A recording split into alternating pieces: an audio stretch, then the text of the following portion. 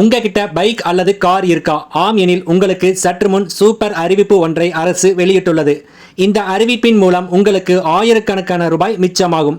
இதை பற்றி முழுமையாக அறிந்து கொள்ள நம்ம சேனலை சப்ஸ்கிரைப் செய்துவிட்டு இந்த வீடியோவை முழுமையா பாருங்க.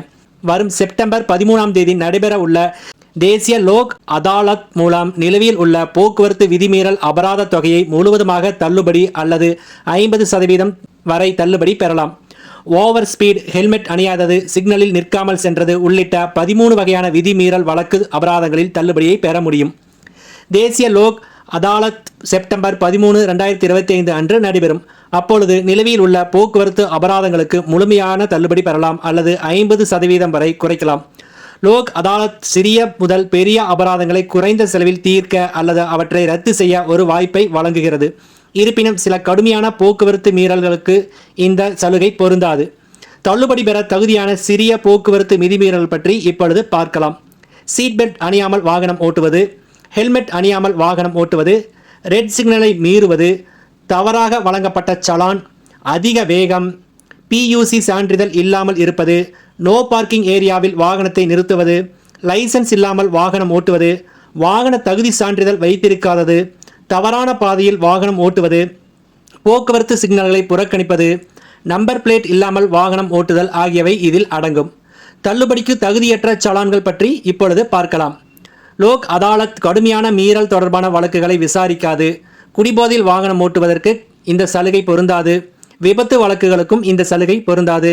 கவனக்குறைவாக வாகனம் ஓட்டியதால் ஏற்பட்ட மரணத்திற்கு இந்த சலுகை கிடைக்காது.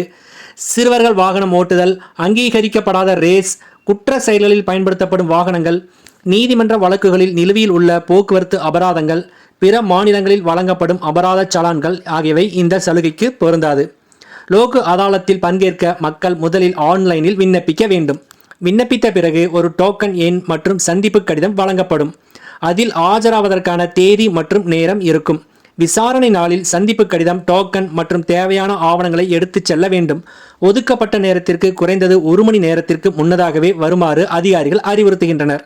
லோக் அதாலத் ஆன்லைனில் எவ்வாறு விண்ணப்பிப்பது என்பதை பற்றி இப்பொழுது பார்க்கலாம். தேசிய சட்ட சேவைகள் ஆணையத்தின் அதாவது NALSA அதிகாரப்பூர்வ வலைதளத்திற்கு செல்ல வேண்டும்.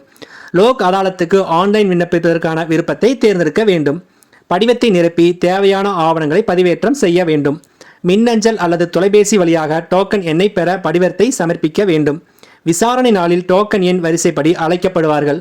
போக்குவரத்து அபராதம் தொடர்பான வழக்கு என்றால் விண்ணப்பதாரர்கள் அசல் வாகன ஆவணங்கள் மற்றும் சலான் விவரங்கள் உட்பட்ட அனைத்து தொடர்புடைய ஆவணங்களையும் எடுத்துச் செல்ல வேண்டும். லோக் அதாலத் தீர்க்கப்படக்கூடிய பிற வழக்குகளை பற்றி இப்பொழுது பார்க்கலாம். போக்குவரத்து வழக்குகளுடன் குடும்ப தகராறுகள், சொத்து விவகாரங்கள் மற்றும் நிலுவையில் உள்ள பிற சிறிய நீதிமன்ற வழக்குகள் போன்ற சிவில் வழக்குகளையும் லோக் அதாலத் விசாரிக்கும். நீதிபதிகள் இரு தரப்பினரின் வாதங்களையும் கேட்டு உத்தரவு பிறப்பித்த பிறகு வழக்கை முடித்து வைப்பார்கள். எனவே தேவைப்படும் அனைவரும் இந்த அரிய வாய்ப்பை பயன்படுத்திக் கொள்ளுமாறு கேட்டுக்கொள்கிறோம்.